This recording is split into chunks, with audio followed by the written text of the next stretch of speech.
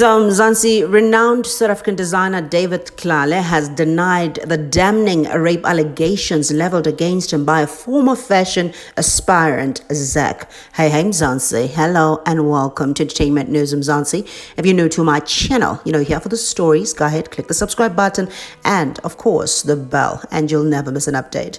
Now, Mzansi, Zak, who worked with Tlale at African Fashion International, AFI, 3 years ago, detailed on Instagram over the week how he was allegedly sexually violated and exploited by the designer. Now, according to a publication, Tlale, who has been mum over the allegations on social media, has finally broken his silence. Now, the designer has denied the allegations and said they are false and only seek to tarnish his reputation. Now, some very serious and quite damning allegations leveled against me and my professional brand have surfaced over the weekend. These allegations are categorically false and also only seek to cause me serious harm and also seek to undermine the lived experiences of those who are real victims of sexual assault of any nature, said Tlale. While I consult with my internal team of experts on this matter, this shall be the first and only comment on this issue until I am advised otherwise, he continued. Now, Tlale continues to share Bible scriptures on his Instagram stories, Mzansi. Now, Tlale allegedly drugged and sexually abused Zak under the guise of being a mentor to him. Yikes.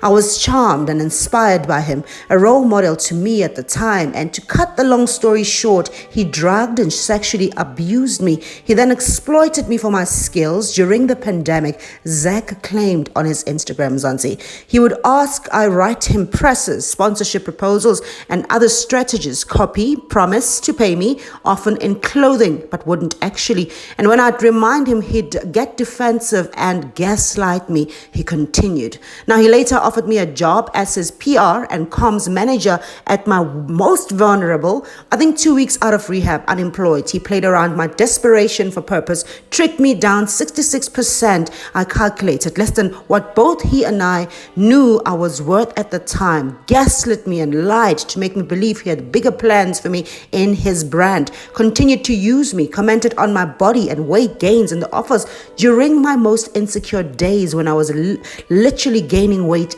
daily, a side effect from my depression medication. And then he tried so hard to crush my self-esteem and confidence, Zak added. Now, that's among other accusations. Now, he then called out the South African media for reaching out to him for a comment about these allegations. F the media reaching out with love. I trust my voice and truth. I don't need a platform. I want legal advisors talking to me. We are past giving you bylines. I'm coming heavy for that Tlale boy. If you want to help me, it's the legal route, he said. Now, of course, Mzansi, a number of Twitter users reacted to the allegations, and some have claimed that there is double standards when with the